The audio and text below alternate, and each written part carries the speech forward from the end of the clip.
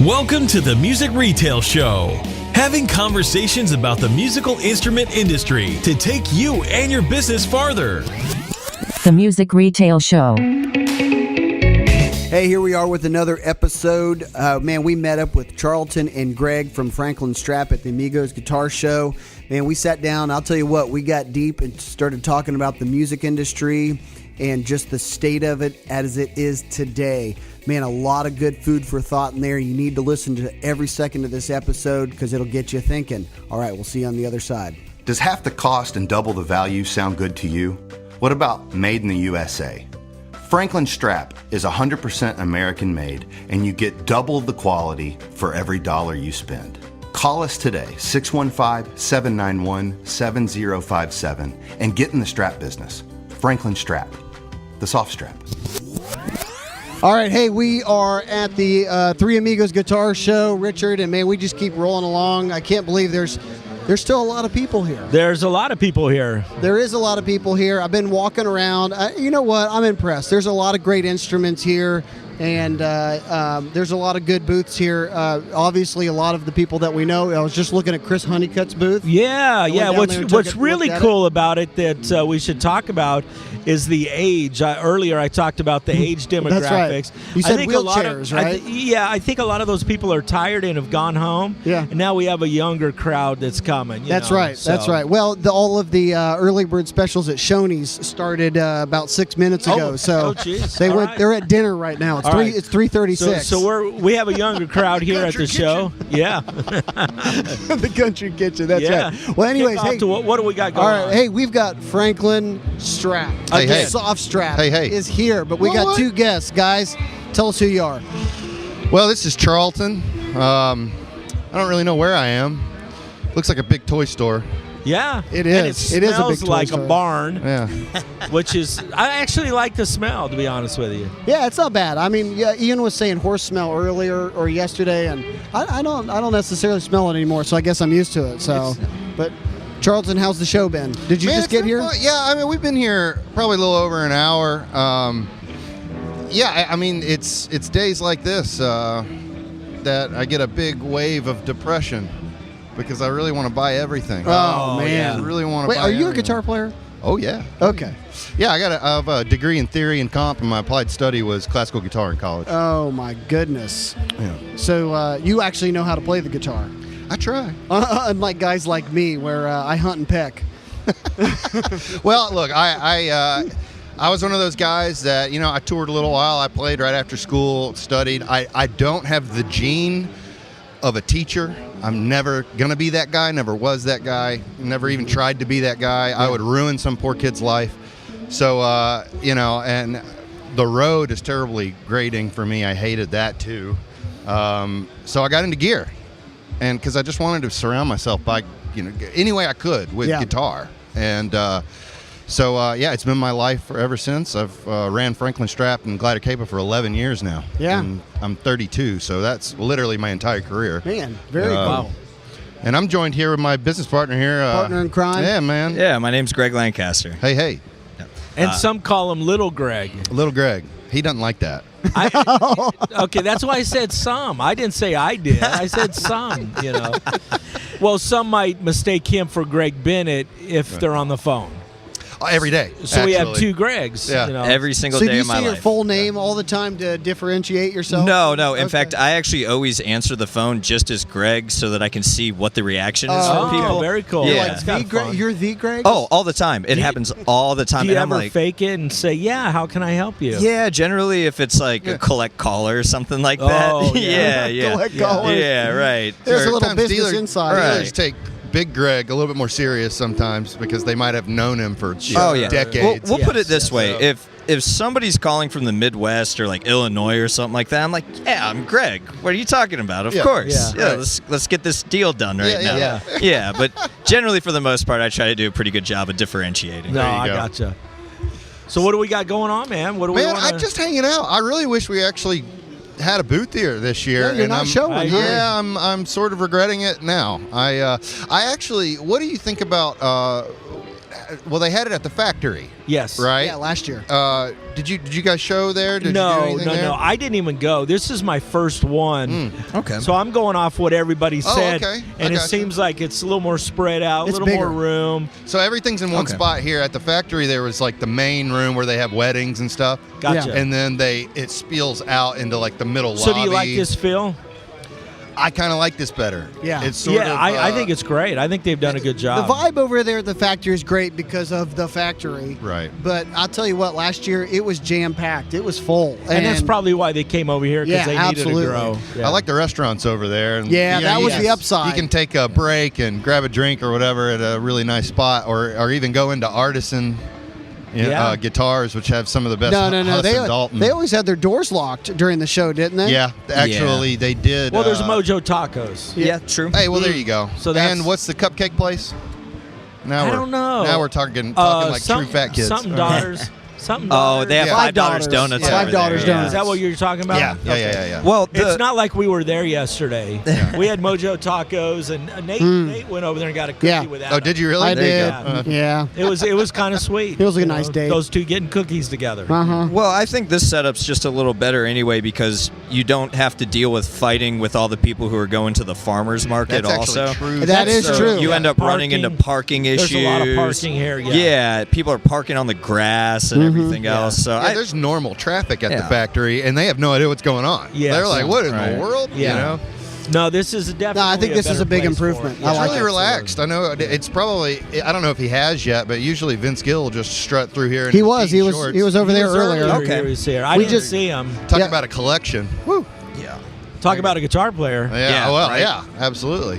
Yeah. One of the best Nashville. No, has we to had a offer. podcast with Little Walter earlier. Oh yeah. And he was talking about Vince Gill. And no, what was he? Can we share what he shared with us about the guitar? The one he gave him.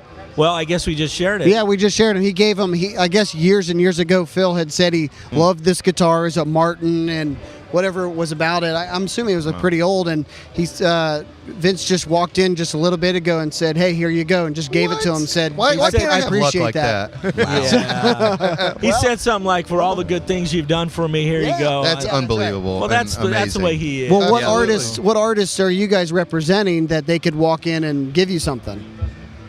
That's a fantastic question. You know, the nature of our product is actually interesting.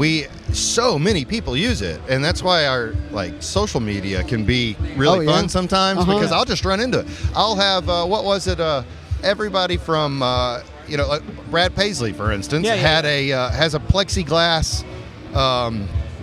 What would it be called? Display at the Country Music Hall of Fame, and our strap is in with the yellow tux he wore at one of the award ceremonies. Yeah. And we didn't give it to him. He didn't call us for it, but he ended up with it. And then we ended up with a relationship after that. And then, at the front cover of Rolling Stone last month was Post Malone, Really? of all people. I mean, so it's just all kinds of a Duran Duran. I saw on the front page of Guitar World with a Franklin strap. That's cool. So it's the nature of our product is that very rarely do they actually seek it. They just end up with it. Well, they look at it and go, "Man, these are really nice. Yeah. I'm going to get one." Yeah, which is really interesting. It's just one of those things because it's so subjective. It's a fashion choice, right? So they're not looking for a tone. It's Sure. it's just a kind But of maybe different they're thing. looking for quality, Absolutely as well they as are. aesthetics. Well, I think that as you play longer and as you're in the industry longer and you're around it, you really just sort of find that your priorities change. So like when I first started playing guitar, I didn't care what type of strap I had on my guitar. Like I was just That's trying very to, true. I was just trying to go out and gig. Like Yeah. it My didn't guitars always came with a free one. That's yeah, what I right. used. Exactly. Exactly. Like I had some of the weirdest straps. I never cared about accessorizing or anything like that. And it wasn't really until probably 6 or 7 years ago when I met Charlton where I started looking at straps differently because I was like, what the heck? Like when you start to take quality and the aesthetic and it everything makes else. sense. Yeah. Here you got a $2,000 guitar strapped around your neck. You need something. Yeah, exactly. Might as well buy a good strap and it look cool and Yeah. it be what you want. Right. It's comfortable. Yeah. The number one thing we learned in the last year and a half. We talk about it a lot lately because our digital platform has just exploded. I mean, we're running we're running more advertisement than all the strap brands probably combined at this point. We have forked so much resources into that to be as loud as we can. And the number one thing that we've learned is how many repeat customers we have, because we're not in all these stores across the nation. Yeah. We're not seeing it. But I wake up on a Monday morning with 30 tagged posts from people, consumers on Instagram and Facebook, with 6 guitars on the wall, each one with a Franklin strap. Really? So they're coming back. Wow. They found a brand. Yeah. And it's like a Nike guy and an Adidas guy. They've got 5. They of the got same. their brand. Yeah. And so we never really realized that until just recently, how potent that is and how widespread it is. So we have a guy who's bought 9 Franklin straps in the last month and a half. This really? year. Yeah. Yes. Yeah. Wow. It's and he's in Hawaii. Yeah. Well- He's bought them all online and had them all shipped to Hawaii. And thankfully, we just came out with a uke line. So Oh yeah. Yeah. But even Speaking of coming out with lines, do you know what I'm gonna ask you? Of course we do. I'll one Give guess. us an One update. guess. oh, I know. Is there Yeah, an this guy update? wants drum bags. Yes, where are they? It's not Stick- just this guy. This is a great idea. Wait, what was the name that we were going to call it? The Dick, right? That's a. Wow, I don't remember that being a part the of Little it. Richard. The I think little- is what Oh, okay. Close, right? Close. close. You don't remember that? No? I remember something along them lines. Little Richard stick bag. Yes, the Little Richard. Okay. Was it like That's enough of that. So we can edit that, right? I'm sure. Yeah, give us an update. Give Man, us an update. I'd love. We need to do gig bags first. I'll tell you that. You're right. We need all leather gig bags? Well, our biggest competition does really decently nice, high quality leather gig bags that are like $500. They're really, really nice, and I would be thrilled to have some. Just if nothing, even if we didn't sell any, just to have them. Yeah. You know what I mean? Just for eye candy, if nothing else. So what's holding you back from doing gig bags? Because it's a great market. No, we have a design, and it's actually we put it in. You guys are working on it. Yeah, Okay. I can't really give you a date because I don't know, but it is budgeted, and it's actually a real thing coming. Yes, to and then fruition. the stick bag. Yes, then the stick bag. And then the stick Then bag. the stick bag. Yep, right. patent pending on the name though. But All right. On the name. I'm telling you. Still working that out. still working that out. Yeah. I just don't even know where I'm going to go with this. I have so much that I want to contribute, but I'm not going to. You're officially not allowed to. Yeah. Anyways, that's So what else you got going on? How was NAMM actually? So NAMM was by far the greatest decision, the greatest thing that's happened to our company since 1999.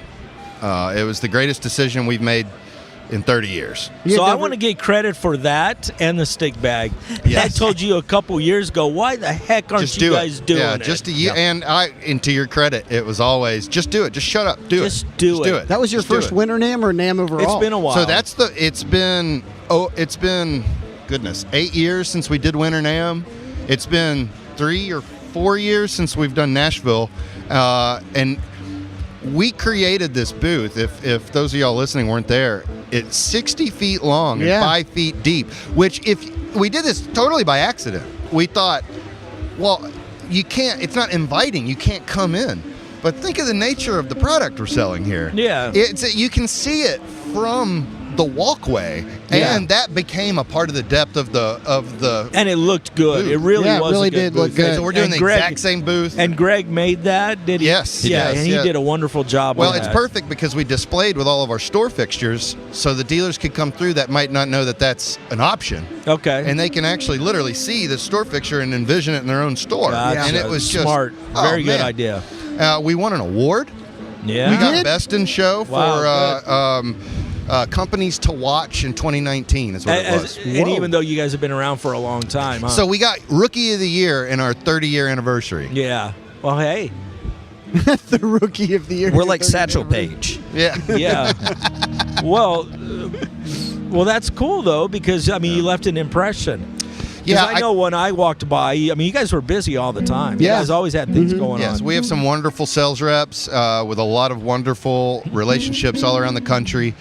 We got to meet a lot of incredible people, and I will say we kind of talked about this earlier, and Greg will back me up here, but I think NAMM has turned into more of a media event than anything else. So it's you know, every single man, woman, and child has a $700 computer in their pocket, Absolutely. taking pictures of everything, hashtagging everything, Posting it. So our artist game got stepped up to a whole nother level at NAMM too. Yeah. Certainly. And not only that, but I thought it was funny to see how many people were trying to take panoramic shots of our booth. Yeah, And really. weren't able to because they couldn't fit in all the straps that we Wow, had. And interesting. just the concept of displaying your entire line with a hook for every single SKU, I think is just in order amazing. of the price list, just walking it down. That's a great idea. Mean, the display just worked, man. You know, it was awesome. In no way to trash any other company, but when you generally walk into a strap company's booth, they have their straps set up like they would in any sort of store. It's almost like a jumbled mess in a sense. Sort of make it hard. Right. Yeah. And not only that, but since you have people walking into the booths, they're picking up stuff and looking at it and putting it back and everything else. There's no rhyme or reason or order to it. Things get lost in the mix, and maybe there's a specific piece that's really beautiful that they want to show people, that they want to display, but they don't get the chance to. Yeah. I think that's really where our setup helped us because every single hook was just dedicated to a single piece, and everything was just fully displayed in a very, very continuous order. Yeah. And you guys signed up a lot of dealers, right? Yeah. Yeah, quite a lot actually. Met a lot of great people that came on like later. Yeah, and sure. You know, just planting the seed, creating This is a tiny, big industry. You know, got that right. Everybody knows everybody. Yeah, so it's even if you're not writing orders, and even if the smoke isn't barreling off the pen and the clipboard, it's you're still doing something, creating friends, and that whether it manifests itself into something later or not, whatever. But it's can't burn bridges, and you got to be friendly to everyone. You got to love everyone. You kind of have to work in this industry. Oh, yeah. You gotta. I mean, it kind of attracts that kind of personality too. Sure. I think we'd all be in insurance if we were just Absolutely awful people. You know what I mean? So, of course. Now, you brought up something that I find real interesting, and we talked about this before the NAMM show, and we talked about the media side. Yeah. We actually went there this year with a different agenda. Right. You know, we obviously had the same agenda to talk to all the manufacturers and all that, but we took Ian out. Nate was with me. Right. We not only did podcasts like we're doing now. interviews Yeah, in we the were booth, doing weren't you? podcasts, and he was taking tons of photos Tons of them. and getting tons of content that Yeah. we could use throughout the year. well, that's the new normal. I believe it is. I believe it is, and I think we're, you know, we may not be on the cutting edge of it, but we're definitely on the front. But of, you're participating. yeah, we're participating instead of putting our feet in the sand or our head in the sand and say no, we're not. Yeah. We're actually going, hey, let's go for it. Let's I make think this a lot happen. of dealers are missing out on Yes, that. I think absolutely. we spoke on my long podcast I had with you guys. That's one of my biggest points I wanted to drive home, is that a lot of people just say, well, that's not what we do, or it's not for me, or I don't know how this would work. Let me tell you right now, your first video, your first episode, your first op-ed, it's going to be terrible. Yeah. Yeah. And you just got to work it out. I And- remember when people used to say that about not selling online. That's It's right. just not what we do. It's not our thing.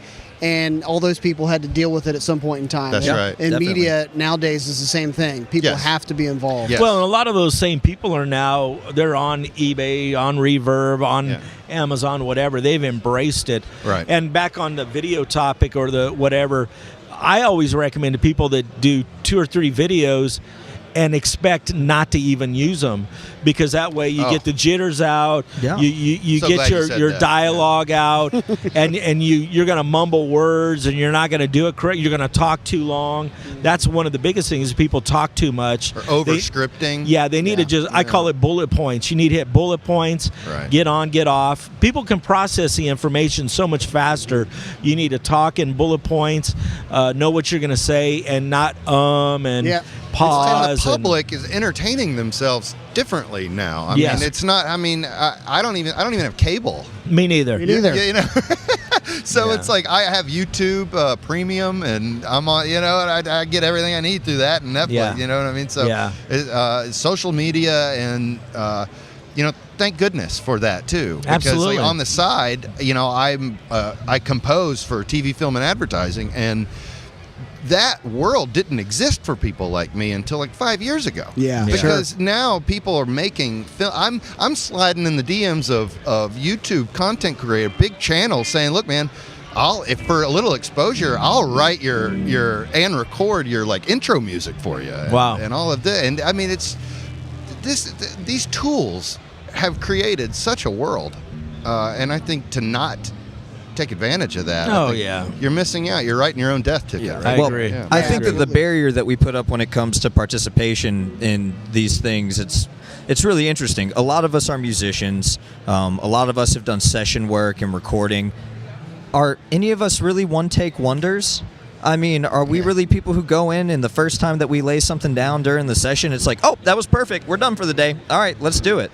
I mean, I know for me, it takes, 10, 12 takes sometimes for me to get exactly what I want out, whether it's changing what I'm playing. Also, authenticity. It's, right, making it perfect. If you come across stiff, it's just not the way.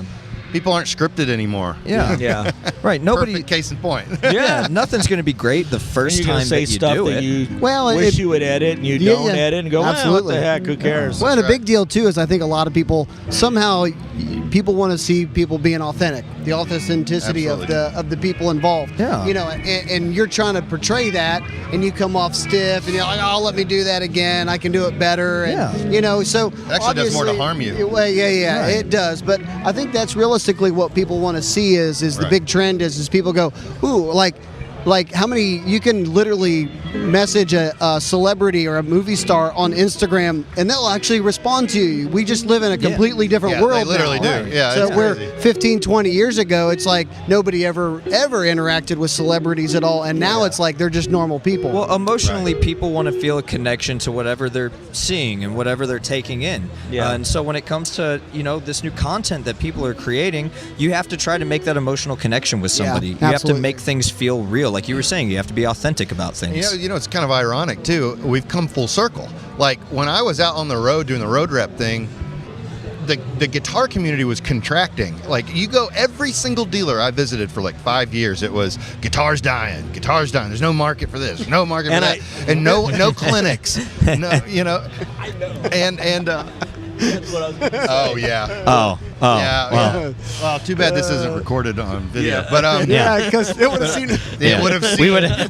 We would have had a big zoom in. Big zoom in on it. Big zoom out. The screen would have gone black for about 3 seconds. But what's amazing is that it kind of was. It wasn't, but it was. In a way. And then Instagram and the Facebooks and the YouTubes got fully utilized by the market, and all of a sudden every guitar player in the world is connected by their phone. And now we can do little videos of you playing around in your bedroom or whatever, and I've never been so optimistic. And now it kind of creates justification for shows now. Because even those were dying. Clinics were dying. There were no clinics in stores. And now all of a sudden there are again? Like what? What's crazy about it, people say electric was dying. And my thing is, was it dying or was it just dying in your store? Right. Yeah, that's exactly right. Yeah. Well, it was dying. Yeah, it was dying in your view of the world. Still have people like John Mayer playing the guitar that people are like, I want to play like that. Right. Well, and one of the largest demographics that's growing in the MI industry is girls. And you got Taylor Swift out there. 40%, I think I read. Is that it? Really? Wow. Mm-hmm. And like her or not, she's selling guitars. Oh yeah. Yeah. I mean, she's selling a crap load of guitars. And not like, something offensive like Daisy Rock. Oh, let's give the little girlies the pink guitar. That's offensive. You know what I mean? Yeah. They're actually designing real guitars for an emerging market. Yeah. And thank goodness for that. Yeah, I actually just stumbled across that Orianthi, or is that? Orianthi. I think she played with. I've never even heard of her, and she got on stage with Billy Gibbons on a video. Oh, she rips, and she killed it. Yeah. I'm like, I'd never even heard of this girl before, but her fingers are like that big. She'll like bend like 3 octaves. It's unreal. It's funny. A couple of years ago, we heard something really interesting at NAMM. There was a guy who was speaking at the breakfast, and he's sitting there in front of a bunch of people who run brick and mortar stores, and he has the nerve to say to them, brick and mortar's not dying. Bad brick and mortar is dying. Yeah. And he said it to a room full of dealers that think that the industry's dying. Right. So it was And the good for perfect him. thing to say. Right, and Good it's for people him. who are sort of, in a sense, rationalizing the failures that they've had within Justifying. their own business. Yeah. Right, and so, again, we're just in a shift, and I think that you've seen it in a lot of different ways. Like, take the music industry, for example. For so long, it was about cutting a record, getting a record deal, going through all the formal process. Now, we're 6-7 years removed from that, Yep. and anybody with a home studio can end up getting huge. I mean, we talked about this last night when Charlton and I were recording some stuff. Billie Eilish, I mean, she's absolutely exploded, and she's done everything Literally from the an biggest Instagram artist account on the and planet YouTube. right now. Really? Yeah. She's Oh, got yeah. more streams than any artist in the world right now on Spotify. Just dropped a debut album that's absolutely massive. She's like 15. It's unreal. Or she's like 17 now. But, but she started when she was 14, and she's been blowing up since then. So all home produced. the traditional way that people were sort of trained to think about things put them into a box, in a sense. And you Yeah. just had to get outside of that box to understand that things were shifting and things were changing, to and sometimes consume with it, shifts too, it to get takes it. a few moments. Took a while for people things to get used to around. it. Yeah. Yeah, that's right. That's right. Well, how long does this thing go? Till 5? Yeah. It goes till 5. Yeah, I we don't. got 59 minutes. Yeah, we still got a ways. Hope you got a lot more to say. What do you? Charlton, you were texting me last night. I was at a banquet. Oh And yeah. I was in the middle of a bunch of stuff, and my phone was blowing up. Oh, no. And so that was what was going on. I forget I had like 18 texts, and I'm like going, oh my God, my phone was just brrr, brrr, making all this noise. And then I looked down, and I'm kind of, trying not to look too much, and I seen yours, and I replied something like, I don't remember. Yeah, It's I at asked the where you Ag got. Center. To be honest, I didn't know it was in the agriculture center. Yeah. I was planning on going to the factory. So Well, it's a good thing that I figured Hold that on, out. hold on. Could have got a cup of coffee. He wasn't planning on going to the factory. We went to, We the, went to the factory. factory. Oh. Thank you, Greg. Wow. Thank you. No, Greg. What a great piece of information. All transparency right here. All transparency. And then we were walking He obviously back out. didn't read my text that I sent Well, no, him. we were walking back out to the car after the lady said, "You know what? You're the third person to ask that today."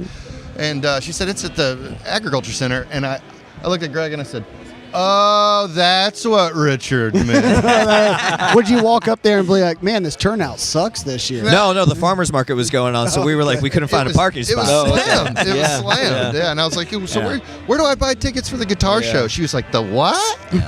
Yeah, no, I walked in today and I was like, man, it smells a lot better than the last time I was here when I was here for my Yeah. brother-in-law's high school graduation. Well, Friday it was pretty strong. It has kind of either that or I've gotten used to Gotten it. used So what other city? Three Amigos is a traveling show. So we're Yeah. San Francisco, Chicago, I think like Dallas, maybe. San no? Antonio, LA or Anaheim or wherever. They've got like 5 or 6 of them. There's I a don't vin- know. I know there's a Probably pull vintage it up. show the same week of NAMM Yes, out in yes. LA. Yeah. Yeah, they do a couple real close to each other in that area. Yeah. Nate's going to look it up right am. now. So I'm going to say something that NAMM probably totally disagrees with, but this has been my theory for years now. I think we should have 2 NAMM shows that are strictly wholesale with closed entirely to the public, no really even artists. That'd be a great idea. No art. Two shows where it's just manufacturers and dealers, and that's it.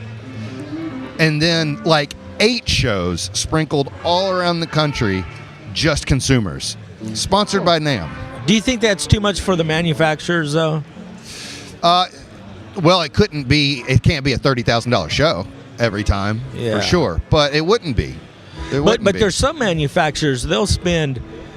I've talked to some manufacturers that'll spend 300,000 up to 1 Right. point something Of million, course. and Yeah. and so that's got to be restrictive to some of those guys because they have to do something different with their presentation. Certainly. And then they're like, golly, we can't even represent the whole catalog. Well, it would end up being a lot of small shows instead of this 2 gigantic, 1 gigantic and 1 medium-sized show. You know. Yeah. I'm curious about how that would work because I know younger on in my retail career, I enjoyed going and I enjoyed seeing some of the artists out there too. Well, and all that would still be. The thing is NAMM is supposed to be our industry union, and then their number 1 goal should be growing the industry, which not just getting one side of the supply chain together with the other side of the supply chain, but we should be really and I'm not saying music education what influence. Did you start playing drums or did you start playing guitar because NAMM lobbied the government for a $99 Yamaha to get into the school district? No, Yes. I started playing guitar because I saw Stevie Ray Vaughan bleeding from the fingers.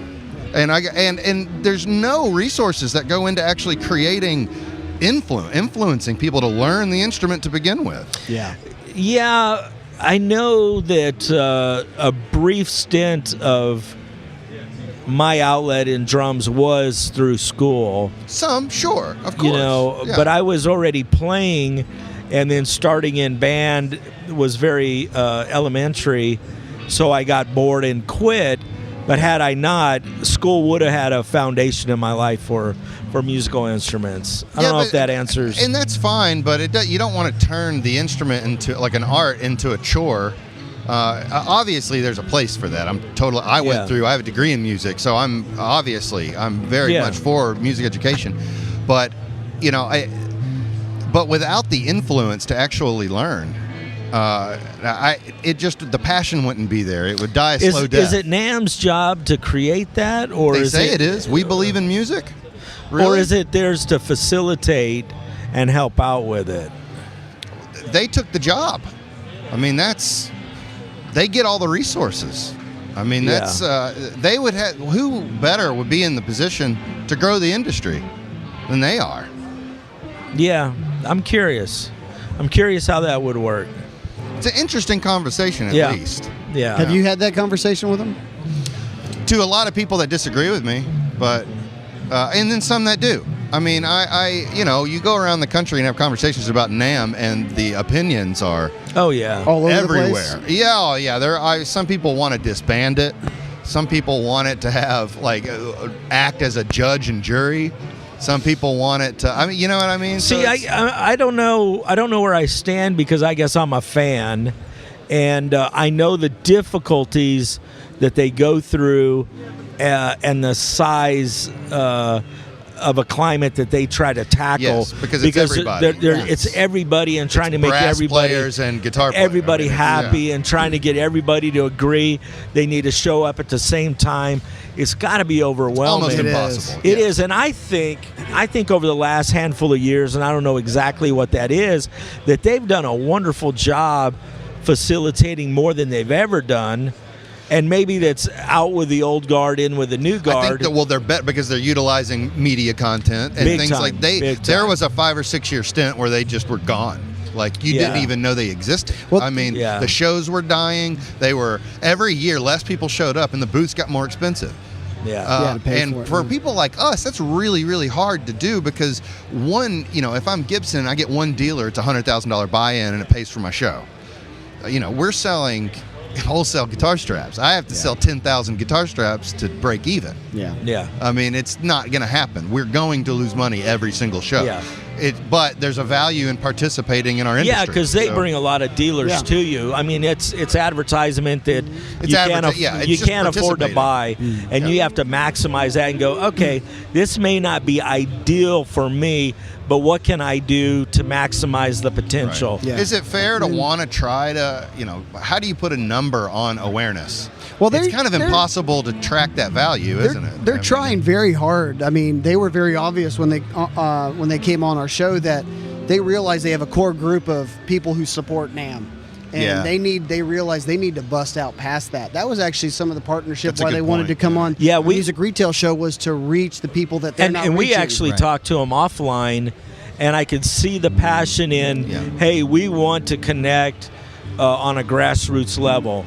It was very refreshing for me. That's wonderful. That's the way it is. That's because wonderful. Seriously, behind the scenes, they were like, how can we do this, or what can we do? And we talked to them, and they actually want to come to the warehouse during Summer NAMM and speak to all of our people and all of our dealers. They want to connect, and that wasn't that way 10 years ago. Well, I was going to say that I might be outdated then because that didn't exist 5 years ago. You sound like an old fart. That didn't exist 5 years ago. I actually though. was just that's relatively new. I was going to say as a counterpoint to Charlton, I think once again that just goes to show the massive shift that we've experienced in this industry over the course of the last 4 or 5 years. I think they're trying, and I think they're doing a good job. I think it's like turning a ship.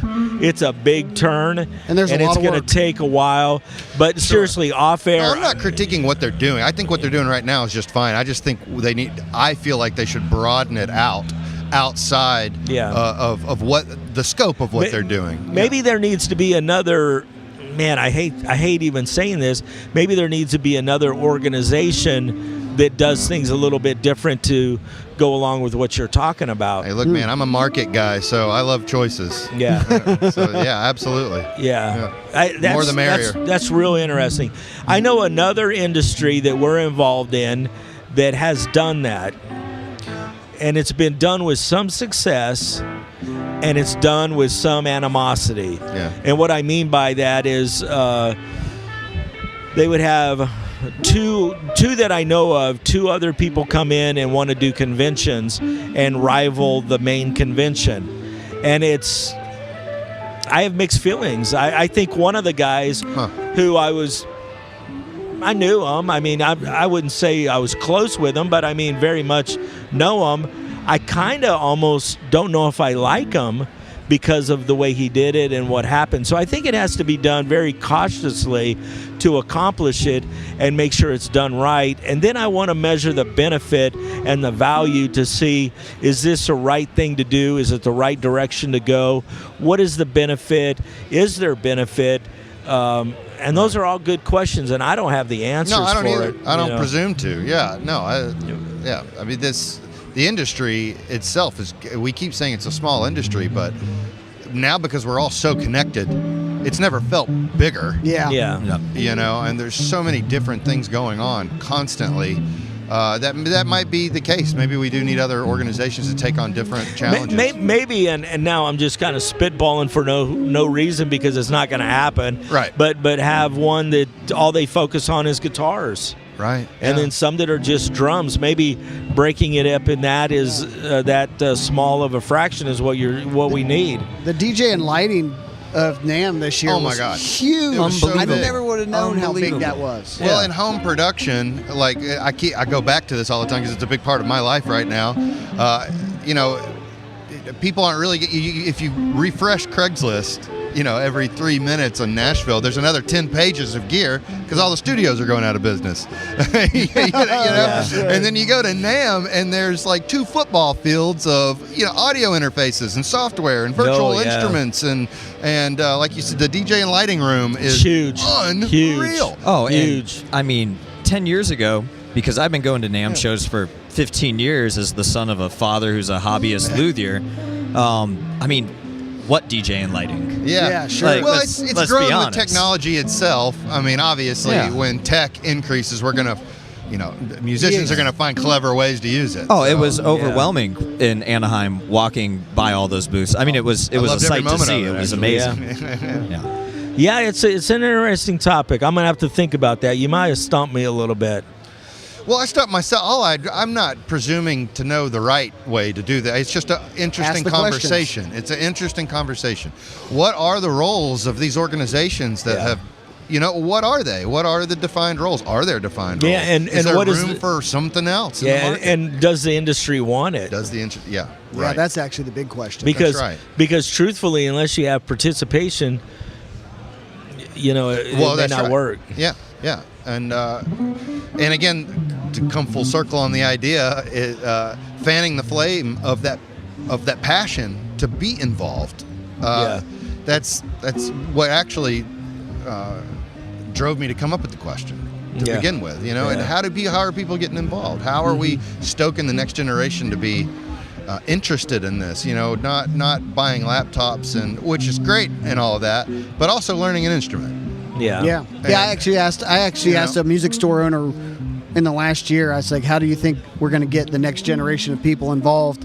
And their immediate reaction is, "Well, it's going to have to be done somehow, incorporated with their phone. If you want them to be interested in music, their phone's got to be involved somehow. Now, he might have been sarcastic. He might have been, a little bit more hateful on that, going, man, this is all kids want to do. But hey, I don't know. Maybe there's something there. I mean, we went from huge recording studios to home studios to, maybe all of a sudden these are going to be doing something out there. I think that's a really interesting point, especially since we see that you can continue to do more and more with less and less when it comes to the personal items that you own.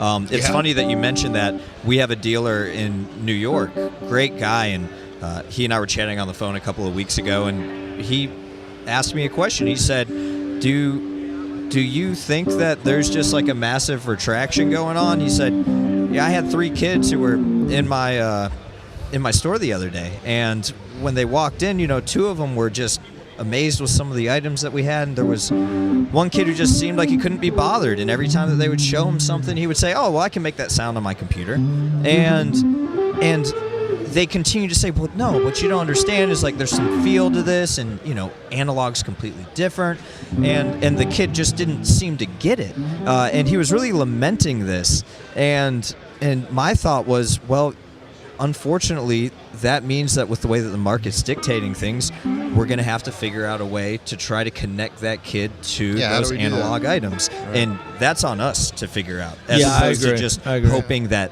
it's going to click for that person. Yeah. Self-fulfillment, what you're doing is selling that self-fulfillment. I mean, it's justifying hours and years of hard work alone in a room, practicing over and over, failing over and over and over to get up on a stage and just absolutely kill it, and everybody that clap for you.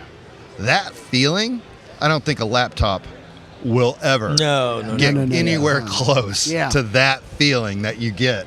It depends on what you're searching. Yeah. Oh God. Yeah. This guy. I'm trying to contribute.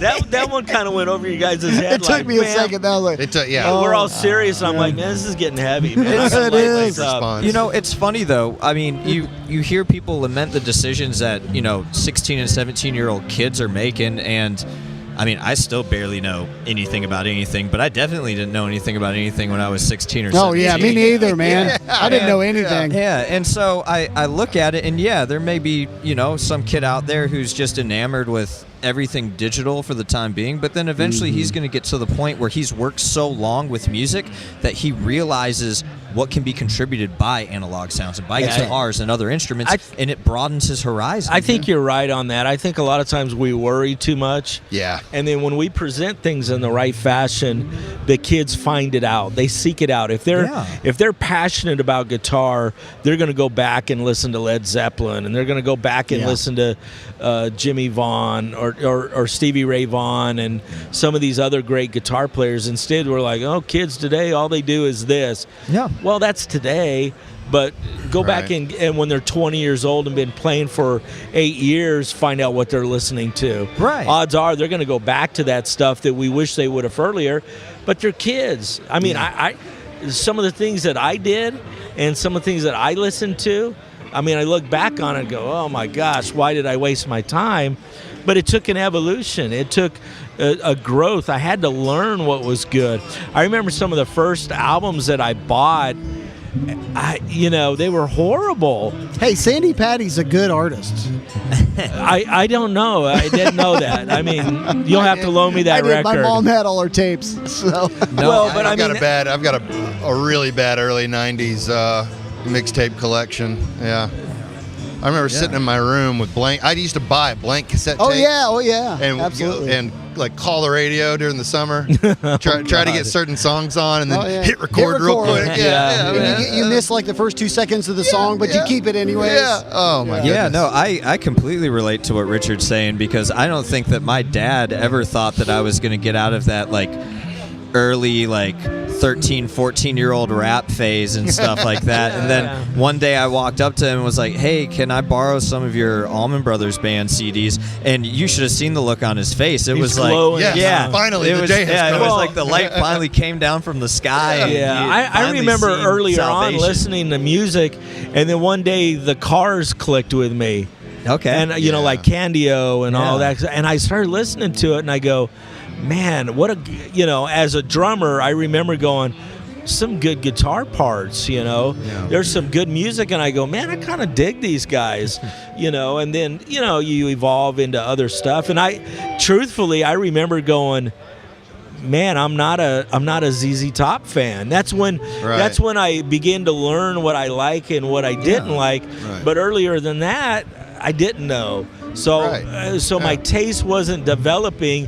But as I started getting into that, I had an opinion that was my opinion because I was at an age to where I can form an opinion, you know? And I think that's something that we have to recognize is with this younger generation, we just have to show them. We just have to teach them. We just have to be there, not criticize them, but teach them, show them, and then wait. It's like a fine wine. It's got to age. Exactly. And I can completely appreciate there being a sense of urgency for trying to grow the industry and being fearful of any sort of retraction. But again, at the end of the day, when we're looking at it in like 16 to 18-year-olds, I mean, like you said, you have to let them mature and you have to let them grow. And they're going to grow on their own, and they're going to figure out what they like and they don't like. Yeah, and I think there's a portion that we have to do our job and have something to present them that's of that quality. Oh, yeah. We can't just spit it out. For sure. Because if not, they're going to go, it's really not that good because we haven't done our job. So look, social media is probably the greatest thing to happen to guitar in years. Took the words right out of my mouth. I know. You know, these kids, we have artists that have never played a show in their life, but they have 200,000 followers on Instagram, all watching them noodling away in their bedroom. Yep.